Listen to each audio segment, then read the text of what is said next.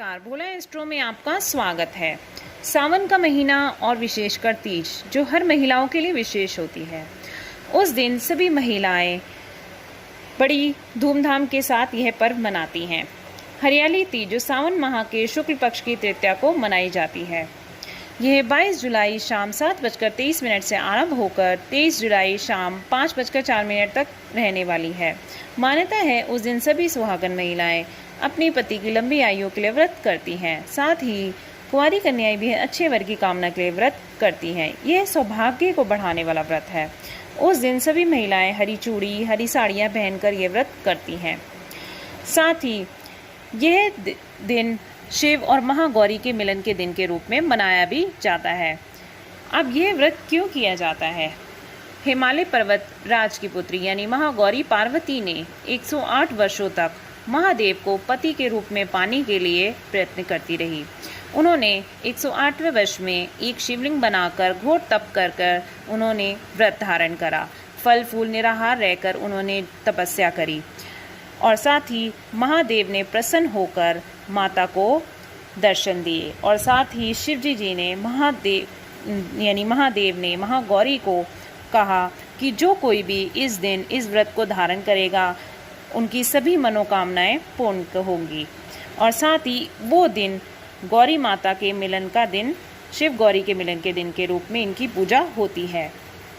यह व्रत जो कोई भी महादेव और महापार्वती के मिलन के रूप में मनाया जाता है।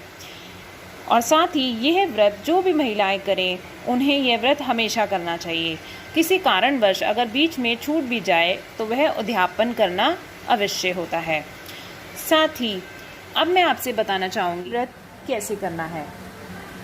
ये व्रत सुबह स्नान करके आप ध्यान रखिएगा, स्नान करने के बाद आप काले और नीले रंग के वस्त्र पूजा वाले दिन ना पहनिएगा। साथ ही आप काली मिट्टी से एक शिवलिंग बनाइए, महागौरी की और गणेश जी की प्रतिमा भी अवश्य बनाइएगा। साथ ही आप जब इनकी प्रतिमा बनाने के बाद आप चौकी लीजिए और उसके ऊपर सफ़ेद रंग का वस्त्र चढ़ाइए। सफ़ेद रंग का वस्त्र ना हो तो आप लाल रंग का वस्त्र भी बिछा सकते हैं। फिर साथ ही शिवलिंग और महागौरी और गणेश जी की प्रतिमा भी रखिए और फिर शिवलिंग के ऊपर आप सफ़ेद रंग का वस्त्र भी अवश्य चढ़ाइए। और शिवलिंग के दाईं तरफ आप एक कलश रखिए, उसके ऊपर आप सुपारी भी रख सकते हैं।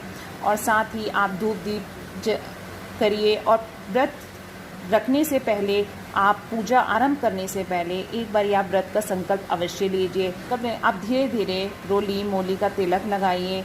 फिर आप धीरे धीरे पूजा आरंभ करिए, माता को एक एक करके श्रृंगार अर्पित करिए और फिर उसके बाद व्रत कथा आरंभ करिए। और साथ ही आप खीर का प्रसाद अवश्य बनाइएगा और एक नारियल भी अवश्य रखिएगा। और साथ भी कुछ मिष्ठान या कुछ भी आप सफ़ेद रंग की कोई भी मिठाई हो, वैसे तो खीर आप बना ही रहे हैं, कुछ और अन्य मिठाई हो तो आप वो भी रख सकते हैं। और साथ ही इसके बाद आप कथा आरंभ करिए और कथा आरंभ करने के बाद आरती करिए। और फिर इसके बाद जब ये व्रत आपका पूरा हो जाए तो शाम को आप चंद को अर्घ भी दीजिएगा। इस तरह से ये व्रत करना है और भगवान शिव ये व्रत रखने से सभी मनोकामनाएं पूर्ण करते हैं। नमः शिवाय।